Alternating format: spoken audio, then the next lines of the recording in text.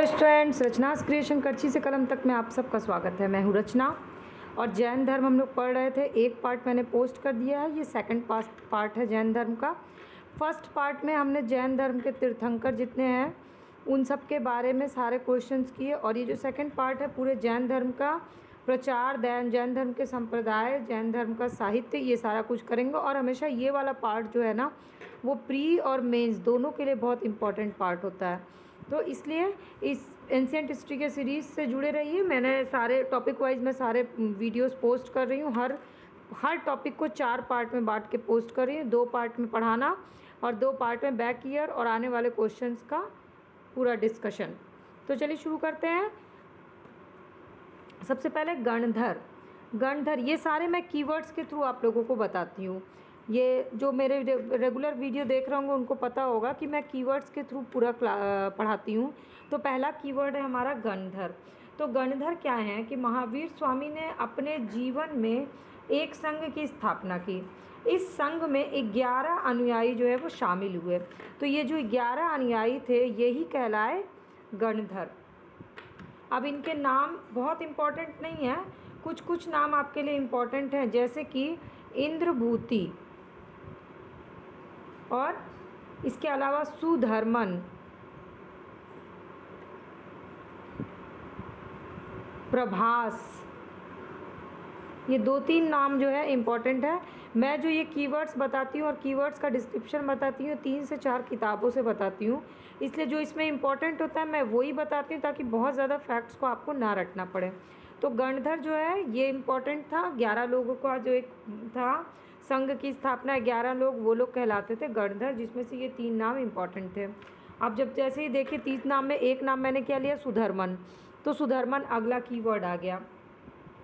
महावीर की मृत्यु के बाद सुधर्मन, ये जो हैं सुधर्मन जैन संघ के प्रथम अध्यक्ष बन गए। तो सुधर्मन क्यों इम्पोर्टेंट हो गए, क्योंकि ये गणधर तो थे ही, इसके अलावा ये प्रथम अध्यक्ष बने महावीर के मृत्यु के बाद जैन संघ के, तो इसलिए इम्पोर्टेंट। और सुधर्मन की मृत्यु के बाद कौन बना, अगला फॉरवर्ड लिंक क्वेश्चन क्या बन सकता है, ये जम्बू 44 वर्ष तक संघ के अध्यक्ष रहे। तो इसलिए जम्बू भी आपके लिए इम्पोर्टेंट है क्योंकि ये 44 वर्ष तक जैन संघ के अध्यक्ष रहे। महावीर स्वामी, सुधर्मन और जम्बू। अब फिर अंतिम नंद राजा के समय में संभूति विजय और भद्रबाहु संघ के अध्यक्ष रहे। तो संभूति और भद्रबाहु ये 2 इम्पॉर्टेंट नाम है, लेकिन ये कीवर्ड अभी आगे भी आएगा। अब तीसरा कीवर्ड है श्वेतांबर और दिगंबर। महावीर जब 14 पूर्वो यानी जैन ग्रंथ के विषय में जानने वाले 2 अंतिम व्यक्ति जो थे, उनके बाद जैन धर्म जो है वो 2 भाग में बट गया। बहुत सिंपल है जिसका आंसर, श्वेतांबर और दिगंबर। तो श्वेतांबर और दिगंबर में तो बट गया। अब उसी के लिए इम्पोर्टेंट है आपके स्थूलभद्र। ये क्या थे, ये श्वेतांबर के थे, जबकि भद्रबाहु जो थे वो किसके थे, दिगंबर। तो इसलिए श्वेतांबर और दिगंबर से जुड़े हैं स्थूलभद्र और भद्रबाहु। तो ये आपके लिए इम्पोर्टेंट 2 कौन से भाग हैं और से कौन कौन जुड़ा हुआ था, ये मैचिंग में आ सकता है। फिर चौथा आगे का कीवर्ड आ गया यापनीय। यापनीय अगला कीवर्ड कैसे हुआ, क्योंकि यापनीय जो है ना वो जैन धर्म का एक अन्य संप्रदाय है। तो बेसिकली हमने कितने संप्रदाय पढ़ लिए जैन धर्म के, श्वेतांबर, दिगंबर और यापनीय संप्रदाय। इसलिए यापनीय संप्रदाय बहुत ही ज़्यादा इम्पॉर्टेंट है। एग्जाम में पूछा जा सकता है यापनीय संप्रदाय किस धर्म से जुड़ा हुआ, बौद्ध धर्म, शैव धर्म, शाक्त धर्म या जैन धर्म। तो यापनीय जैन धर्म से है। अब ये तो हो गया संप्रदाय से रिलेटेड। अब अगला कीवर्ड है जैन सभा से रिलेटेड।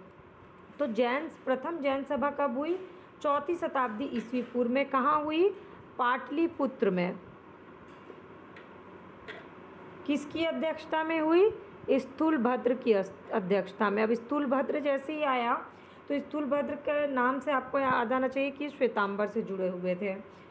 इस सभा में जैन धर्म के 12 अंग का संकलन किया गया और इसमें भद्रबाहु के अनुयायियों ने भाग नहीं लिया था।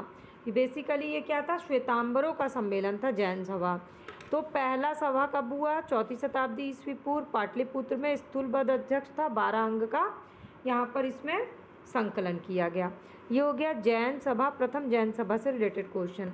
अब द्वितीय जैन सभा से रिलेटेड क्वेश्चन क्या है, तो ये हुआ 6ठी शताब्दी ईस्वी पूर्व। कहाँ पे हुआ, ये 6ठी शताब्दी ईस्वी पूर्व में वल्लभी में हुआ था। और इसकी अध्यक्षता किसने की थी, क्षमा श्रमण ने। और इसमें क्या क्या हुआ, 12 अंग, 12 उपांग, 10 प्रकीर्ण, 6 छेद सूत्र, 4 मूल सूत्र और अनुयोग सूत्र का संकलन हुआ। तो द्वितीय जैन सभा बहुत इंपॉर्टेंट है। 12 अंग, 12 उपांग, 10 प्रकीर्ण, 6 छेद सूत्र, 4 मूल सूत्र और अनुयोग सूत्र का संकलन किया गया द्वितीय जैन सभा में 6ठी शताब्दी ईस्वी पूर्व, वल्लभी, क्षमा श्रमण। और ये इम्पॉर्टेंट है। तो आप लोग जैन धर्म अगर पढ़ते हैं तो जैन धर्म से रिलेटेड बहुत ज़्यादा रिसर्च मत करिएगा, क्योंकि आपके मेंस में भी ना बहुत ज़्यादा रिसर्च से रिलेटेड क्वेश्चंस नहीं आते हैं। आपको इन्हीं कीवर्ड्स पे आपको मेंस का भी आंसर लिखना है। कीवर्ड्स का सिलेक्शन हमेशा सही होना चाहिए, तो ही आप प्री भी बहुत ईजिली क्वालिफाई कर सकते हैं और मेंस में बहुत अच्छे मार्क्स ला सकते हैं। और मेरे साथ भी जुड़े रह सकते हैं अगर आप फटाफट से मेरी वीडियो के लाइक बटन को प्रेस कर दीजिए। अगर देख रहे हैं तो प्लीज़ लाइक बटन को प्रेस करिए। और मेरे वीडियो की सीरीज़ आपको पसंद आ रही हो तो कमेंट ज़रूर करिएगा। चलिए अब शुरू करते हैं फिर से। तो जैन सभा द्वितीय हो गया, अब चलते हैं आगम सिद्धांत की ओर। तो जैन सिद्धांत को ही कहा जाता था, जैन जो भी साहित्य थे उसके संकलन को कहा जाता था आगम सिद्धांत। इसके अंतर्गत वही सारे चीज़ आते थे, 12 अंग, 12 उपांग, 10 प्रकीर्ण, 6 छेद सूत्र, 4 मूल सूत्र, अनुयोग सूत्र और नंदी सूत्र। जैन धर्म में यही सारे कुछ जो हैं वो आपके आगम सिद्धांत में आते हैं। अब जैन आगम में कितने अंग हैं, जैन आगम में 12 अंग हैं। जैसे कि आचरांग सूत्र है, फिर बहुत सारे ऐसे सूत्र हैं, भगवती सूत्र है। तो ये वो सब सारे आपके इम्पॉर्टेंट नहीं हैं, आपके लिए बस ये इम्पॉर्टेंट है कि वो 12 आगम सिद्धांत हैं। अब इसके आगे चलते हैं।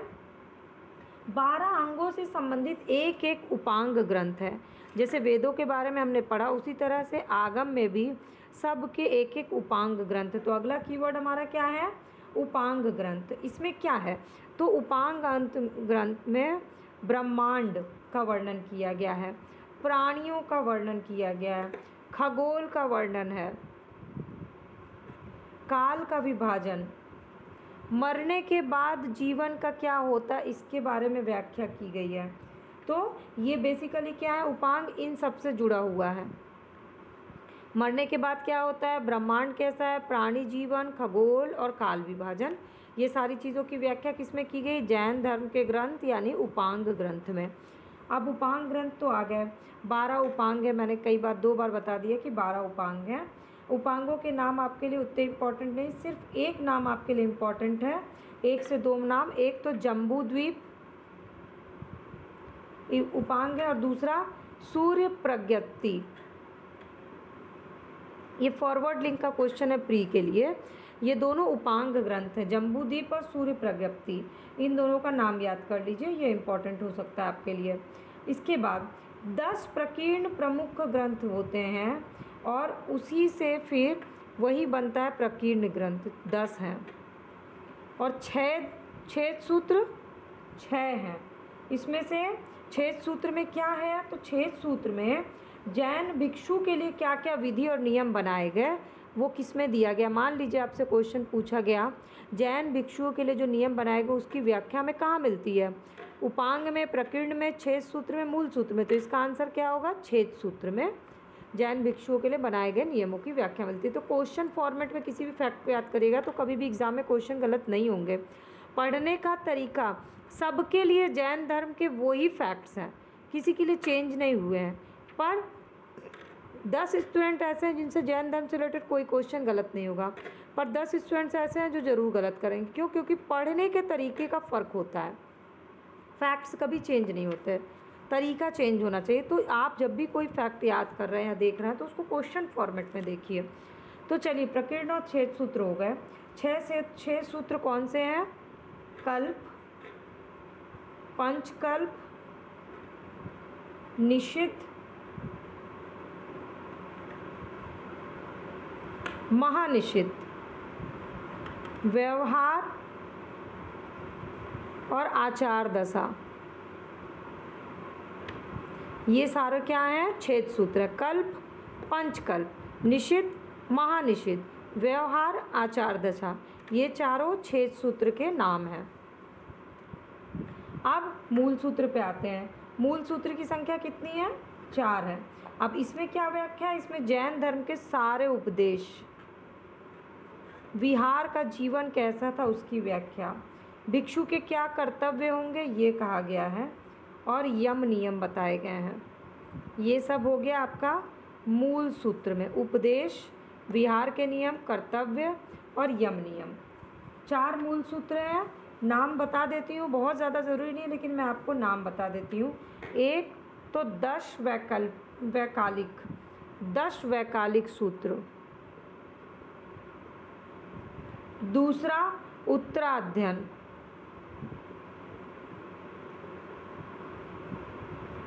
तीसरा षडावश्यक और चौथा पाक्षिक सूत्र। ये चारों मूल सूत्र हैं, 10 वैकालिक, उत्तराध्ययन, षडावश्यक और पाक्षिक सूत्र। अब अनुयोग सूत्र और नंदी सूत्र जैनियों के स्वतंत्र ग्रंथ थे, इसलिए उसके लिए बस ये जो अनुयोग सूत्र लास्ट में है ना, वो एक तरह का विश्वकोश था। तो जैनियों का विश्वकोश किसको कहा जाता था? प्रकीर्ण को, छेद सूत्र को, मूल सूत्र के अनुयोग सूत्र को, तो अनुयोग सूत्र को कहा जाता था, जिसकी कोई संख्या नहीं प्राप्त हुई कितने थे, बस जैनियों का विश्वकोश था अनुयोग सूत्र। ठीक है, अब चलिए आगे का क्वेश्चन देख लेते हैं। और अभी तक आप मेरी वीडियो देख रहे हैं और लाइक बटन को प्रेस नहीं किया तो प्लीज़ मेरी रिक्वेस्ट है, लाइक कमेंट करना मत भूला करिए।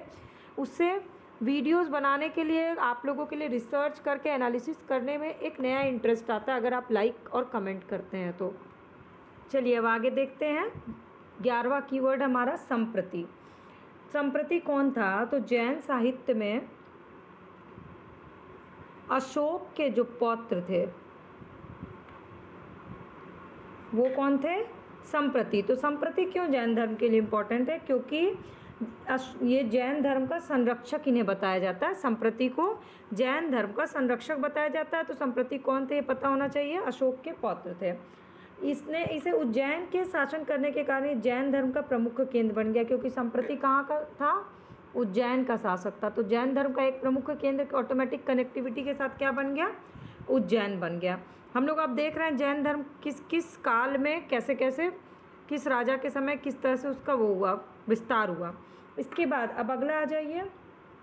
जैनियों का अब दूसरा प्रमुख केंद्र फिर क्या माना गया? मथुरा।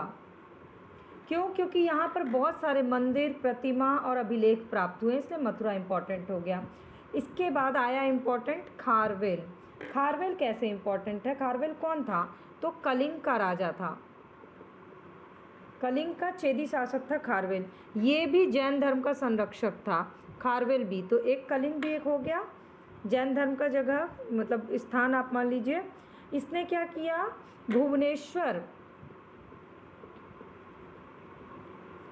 के नज़दीक उदयगिरी तथा खंडगिरी की पहाड़ी को कटवा करके जैन भिक्षुओं के लिए गुहा विहार बनवाया। तो ये जो खंडगिरी और उदयगिरी आपने नाम सुना होगा, वो किससे जुड़ा हुआ है? खारवेल या जैन धर्म। अगर दोनों में से कोई भी ऑप्शन आता है तो आपको आंसर मारना है। खारवेल अगर है तो खारवेल, और अगर धर्म के पॉइंट ऑफ व्यू से पूछेगा तो फिर जैन धर्म को इसको मानना है, क्योंकि ये जैन धर्म का है यहाँ पर गुहा विहार। फिर आया राष्ट्रकूट राजाओं का शासनकाल 9वीं शताब्दी में, तो गुजरात और राजस्थान पहुँच गया। ठीक है, गुजरात और राजस्थान में जैन धर्म 11वीं 12वीं में पहुंचा और लोकप्रिय होता चला गया। उसके बाद अगला आ गया खजुराहो। खजुराहो के मंदिर हिंदू और जैन धर्म दोनों से संबंधित हैं, तो जैन धर्म को आपको इम्पोर्टेंट रखना है।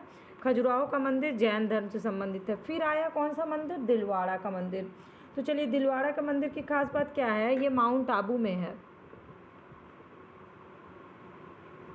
दिलवाड़ा जैन मंदिर संगमरमर का बना हुआ है। ठीक, और इसका निर्माण गुजरात के चालुक्य या सोलंकी शासक भीमदेव प्रथम ने कराया था। तो गुजरात में भी आपको पता चल गया जैन धर्म का दिलवाड़ा मंदिर। खजुराहो हो गया, खारवेल हो गया, संप्रति। अब हम लोग गुजरात तक तो पहुंच गए। अब हम लोग चलिए साउथ में पहुंच जाते हैं। पहुंच गए श्रवणबेलगोला। श्रवणबेलगोला कहाँ है? कर्नाटक में स्थित है। इसे यहाँ पर भी जैन मंदिर है श्रवणबेलगोला में।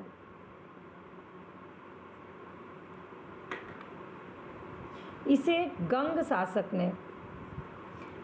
शासक रचमल के शासनकाल में उनके मंत्री ने यहाँ पर जैन मूर्ति, बहुत ही ऊंची जैन मूर्ति का निर्माण कराया। अब ये जो ये थे मंत्री थे उन बाहुबली, ये आ गया अगला कीवर्ड बाहुबली। बाहुबली प्रथम जैन तीर्थकर ऋषभदेव के पुत्र माने जाते हैं, इसलिए ये बाहुबली आपके लिए इम्पॉर्टेंट है। अब ये कीवर्ड तो हो गया। इसके बाद अगला कीवर्ड है आपका महामस्ताभिषेक। ये क्या है महामस्ताभिषेक? ये जैन धर्म का एक उत्सव है महामस्ताभिषेक, जो 12 वर्ष के गैप में कर्नाटक के श्रवणबेलगोला में आयोजित किया जाता है। तो ये सारे कीवर्ड तीनों जो है एक साथ जुड़े हुए हैं। श्रवणबेलगोला कर्नाटक में, वहाँ एक जैन मंदिर है जिसमें बहुत ऊंची महावीर जैन की मूर्ति है, जो कि गंग शासक के मंत्री ने बनवाई थी। अब गंग शासक के मंत्री हैं बाहुबली। बाहुबली कौन है?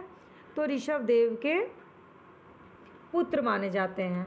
महामस्ताभिषेक कर्नाटक के इसी मंदिर में एक उत्सव मनाया जाता है जो प्रत्येक 12 वर्ष में मनाया जाता है। तो ये पूरे कीवर्ड से जुड़े हुए आपके इतने सारे आंसर मिल गए। अब तो भाई ये सब तो चीज़ तो आपके लिए नई रही होगी।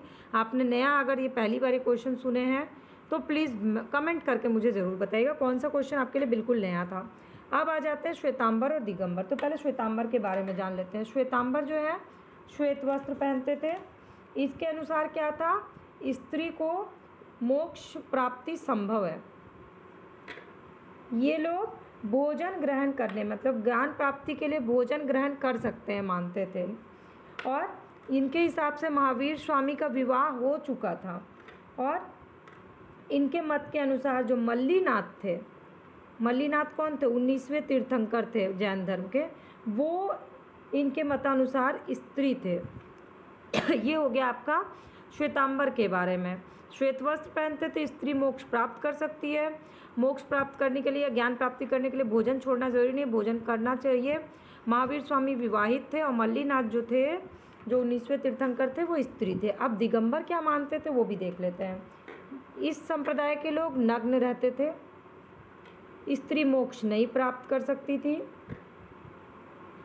इसके अलावा महावीर स्वामी अविवाहित थे और ये जो मल्लीनाथ थे ये पुरुष थे। ये दोनों में अंतर है। अगर मेंस में आप लोग को श्वेतांबर दिगंबर का अंतर पूछा जाता है तो इस 5 पॉइंट को आप ज़रूर डील कर दीजिएगा। अब हम देखते हैं सबसे इम्पॉर्टेंट सेक्शन ग्रंथ और रचनाकार। तो सबसे पहले कल्पसूत्र, ये सारे जैन ग्रंथ हैं। कल्पसूत्र के रचनाकार भद्रबाहु। परिशिष्ट पर्वन, परिशिष्ट पर्वन के रचनाकार हेमचंद्र। द्रव्य संग्रह, बहुत सारे जैन ग्रंथ हैं तो सबको मत याद करिएगा, जो इम्पोर्टेंट है मैं आपको वही बता रही हूँ। नेमी चंद्र। न्याय दीपिका, न्याय दीपिका। धर्मभूषण। श्लोक वार्तिक। कुछ आपके लिए नए होंगे क्वेश्चन, लेकिन ये इम्पॉर्टेंट है। वैसे तो जैन ग्रंथों की बहुत लंबी लिस्ट है, लेकिन उसमें से छांट के मैं आपको बता रही हूँ। विद्यानंद स्वामी और प्रवचन सार। कुंद कुंद, तो ये आपके लिए इम्पोर्टेंट है। कल्पसूत्र भद्रबाहु, परिशिष्ट पर्वन हेमचंद्र, द्रव्य संग्रह नेमीचंद्र, न्याय दीपिका धर्मभूषण, श्लोक वार्तिक विद्यानंद स्वामी और प्रवचन सार कुंद कुंद। ये जैन ग्रंथ हैं और उनके रचनाकार हैं जो आपके लिए इम्पॉर्टेंट है। अब बताइए कि आपको ये वीडियो यूज़फुल लगी कि नहीं, और अगर लगी तो प्लीज़ कमेंट करिए। और अगला आप कौन सा टॉपिक जीके का भी, जैसे मैं सोच रही हूँ एंशिएंट हिस्ट्री के साथ साथ जीके भी साथ में कवर कराते जाऊँ, तो कौन सा टॉपिक पहले शुरू करूँ जीके का और कुछ कोडिंग के साथ बताऊँ, तो वो मुझे आप मैसेज करके ज़रूर बताइएगा। Thanks for watching Rachna's creation.